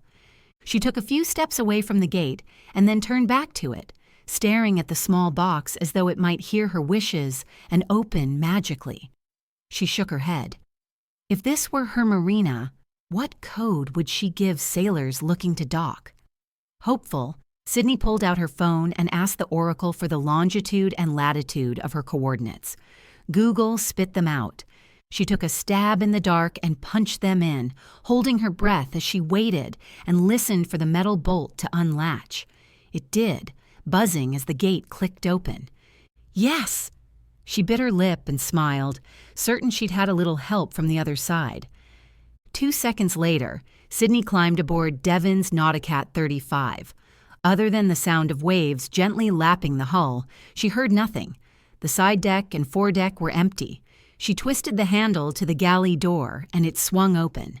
Surely that meant he couldn't have gone far. People in the city usually locked everything. Not that she'd had doubts, but a picture of Devin and Gus hanging in the owner's cabin confirmed that Sydney was in the right place. However, Devin was not. He was supposed to be there, at least according to the storybook reunion fantasies she'd been nursing on the walk here. Where was he? Maybe he'd taken Gus for a quick walk. Sydney yawned. The adventures of her day had caught up with her. She sat on the captain's bed. It seemed like a good place to wait for Devin's return. The mattress was large and inviting. The sheets smelled clean and fresh. She lay back, smiling as she rested her head on the pillow that smelled faintly of him. Lemon and sandalwood. It was soft and comfortable, made even more so by the gentle rocking of the ship on light waves. Chapter 18. Devin. Sitting in the back of the Uber, Devin watched the city streets as they sped past. Traffic was light, as was to be expected at 5 o'clock in the morning in the middle of the week. A few store employees were starting to lift security gates on storefronts and turn on lights. The bakery on the corner looked like it was going to open any minute, but for the most part, the city was silent. When they pulled into the marina and he and Gus climbed out of the Tahoe, the sound of early morning bird chattering filled the cool summer air. The chattering made him think of Sydney and her tours. He chuckled at the thought of surprising her on one in a few days. She wouldn't talk to him before he left, but he had a pretty good feeling she would talk to him when he showed up in the 4th of July parade. Devin grabbed his bags out of the trunk. "Thanks." Devin waved to the driver, who then pulled off slowly, as if he too was enjoying the peace of the marina. Devin entered the code for the marina gate. The sky was full of early morning stars, a good sign for the day. Radar reported smooth sailing ahead, a huge relief because in July the lake's waters could be treacherous. Winds from the north sometimes brought 20-foot waves. As soon as Devin set foot on the starboard bow of his vessel, he had the sense that something was off. Gus tugged at his leash, and Devin let it go. The last month had taught him a thing or two about holding fast, but he couldn't see any possible way the dog could get into trouble on the boat. Running toward the galley, Gus stopped to sniff at something on the deck. Devin came up behind him and glanced down. "What's this?" Devin shrugged his bags off his shoulders and knelt down. He picked up a wilted daisy. His gaze moved from the flower to the galley door. It was unlocked. It wasn't possible. His heart leapt. He raced to the door and pushed it open. Gus was the first one in. He ran aft to the captain's cabin and greeted a dozing Sydney with a slobbery, wet kiss. She bolted straight up, her laughter filling the ship's small interior. All tension left his body as Devin leaned against the doorframe, staring at her for a long time. It felt like Christmas morning and his birthday all rolled into one. "Good morning, Sleeping Beauty," he finally managed. "Good morning." Her voice was still thick with sleep, and it sounded incredibly sexy. "If I'm Sleeping Beauty, what does that make you?" "I know who I'd like to be for you," he said, crossing the room to sit down beside her. She put her finger to his lip. He kissed it and took her hand in his. "Don't you dare say my prince." She laughed. "Fine, I won't say prince, but I do want to be your sail, your wind, and your anchor." He cupped his hand behind her neck. "And I want to be your North Star." You already are, Sydney. You already are. And you always have been. I was just too blind and scared to admit it. I am so sorry, Sydney. Will you ever forgive me? Her eyes sobered. Yes, she said simply and without hesitation. He leaned forward, taking her lips before she had a chance to say anything else. Her hand rested against his chest for a moment before she wrapped both arms around his neck, kissing him so passionately that he felt like he'd combust. He pulled back to peer into her warm brown eyes. I love you, Sydney St. James. I always have. I always will. And I love you, Devin Fox. He kissed her again, and it felt like perfection. When Gus whined, they pulled back on a laugh. Devin scratched behind his ears. If I know my boy, that's his way of telling me to get a move on so that he can see your girl. Move on? What's happening? Well, the plan was to get to Mackinac in the next 5 days. We've got a parade to sail in. The 4th of July parade? She smiled brightly. Yes, and after that, if I'm lucky, a life to start. That is, if you'll have us. Oh yes, Devin. I wouldn't have it any other way. She kissed him again. If we're going to set sail at dawn, we've got some work to do. That we do. For the next hour, Sydney and Devin readied Mashabo for cast-off, and at 6 o'clock, Devin motored the boat away from the dock. Al Green's Love and Happiness crooned from the radio, and Devin had to admit it didn't matter where you played Al. He always sounded like the right kind of good. Once they cleared the cove, Sydney opened up the mainsail. It ballooned from the mast, just as pink and lavender tendrils of light set the clouds awash in the most glorious sunrise he had ever seen. His grandfather had taught him that the prow of the canoe faced a man's future. Now, as they sailed into all of the love and happiness Devin ever could have hoped for, he understood the true essence of his grandfather's words. His future wasn't a distant point on the horizon, a goal to be reached, or a destination at the end of a long journey. It was here, in the present, in every shared glance with Sydney, every ripple in the water, every gust of wind that filled their sail. He said a vow of gratitude to the old man who, he suspected, always knew what his grandson did not. Devin's prow pointed Sydney, always and forever. Epilogue. 1 year later. Sydney squinted against the bright summer sun as she took her seat in the front row. The waterfront buzzed with excitement. Colorful banners fluttered in the breeze. She spotted Henry among the graduates, his cap slightly askew, but his smile radiant, and her heart swelled with pride. He'd done it. They'd done it. They'd saved the school. She smoothed her dress, her fingers lingering on the lucky hat in her lap. So much had changed since that fateful day when Devin had picked it up from the forest floor. She scanned the crowd, taking in the familiar faces who'd all played their parts. Kirk, Emma, Grace, all gathered to celebrate this moment.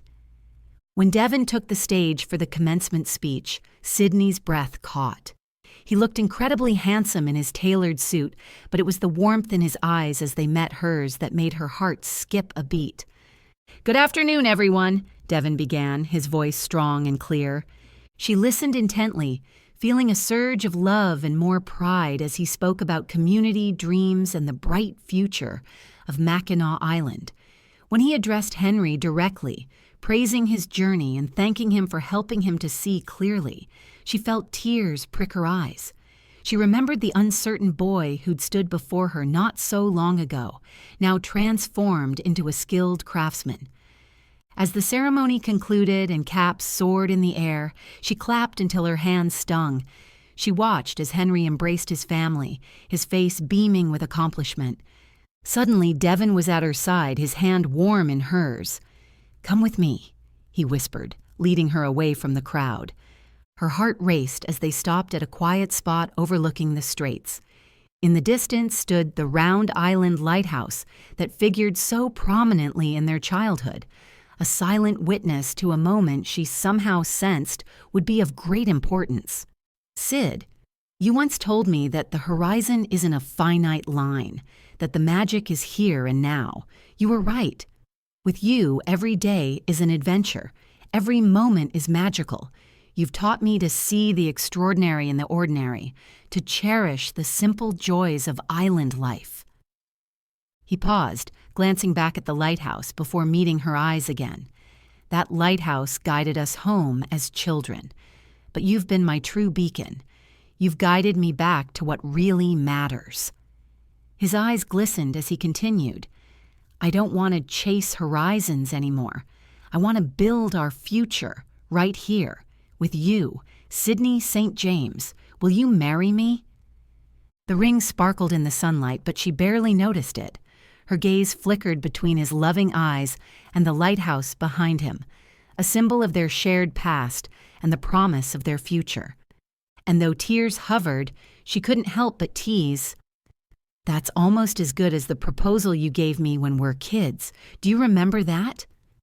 "Yes, flower child, I remember. I meant every word then, and I mean every word today.